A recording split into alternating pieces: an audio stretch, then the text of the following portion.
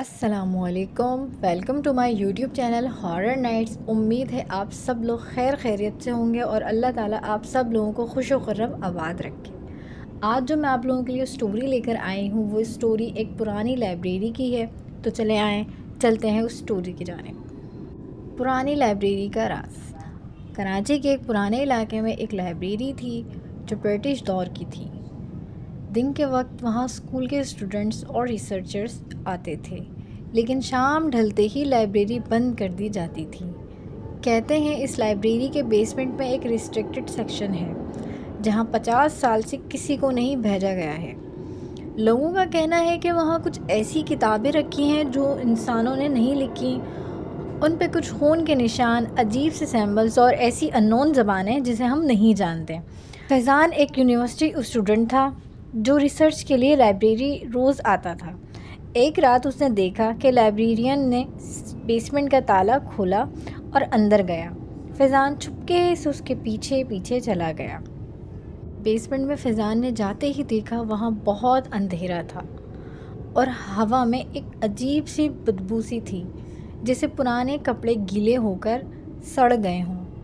وہاں wooden shelf تھے جن پہ دھول اور جلے ہوئے کاغذات کے ٹکڑے بکھرے ہوئے تھے۔ فیضان نے کتاب اٹھائی۔ اس کتاب کے اندر سے آواز آئی جیسے کوئی دھیمی سے پھپکار کر کہہ رہا ہو اسے، تمہیں یہاں نہیں آنا چاہیے تھا۔ فیضان نے ڈر کر کتاب بند کی، لیکن تب بھی اس نے دیکھا کہ ایک لمبی کالی پرچھائی اس کے سامنے آ کھڑی ہے۔ اس پرچھائی کے نہ تو ہاتھ تھے اور نہ ہی پیر، بس ایک لمبی سی گردن اور 2 انگارہ نما جلتی ہوئی آنکھیں تھیں۔ فیضان چلایا اور بھاگنے لگا، مگر بیسمنٹ کا دروازہ بند ہو چکا تھا۔ آواز آئی، جو یہاں آتا ہے واپس نہیں جاتا۔ اگلے دن لائبریرین نے رپورٹ کیا کہ فیضان غائب ہو گیا ہے۔ اسے پوری یونیورسٹی میں ڈھونڈا گیا مگر وہ کہیں نہ ملا۔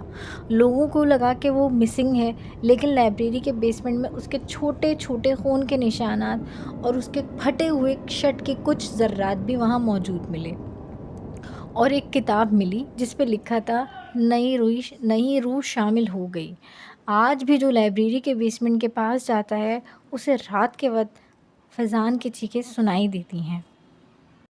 سو گائز، اگر آپ لوگوں کو میری یہ اسٹوری اچھی لگی ہو تو میرے اس یوٹیوب چینل ہارر نائٹس کو سبسکرائب کرنا نہ بھولیں، اپنے دوستوں کے ساتھ شیئر کریں، بیل آئیکن پریس کرنا نہ بھولیں۔ انشاءاللہ حاضر ہوں گے ایک اگلی نئی کہانی کے ساتھ۔ جب تک کے لیے مجھے اجازت دیں اور اپنا خیال رکھیے گا اور مجھے دعاؤں میں یاد رکھیے گا۔ ملتے ہیں ایک نئی اسٹوری کے ساتھ، تب تک کے لیے اللہ حافظ۔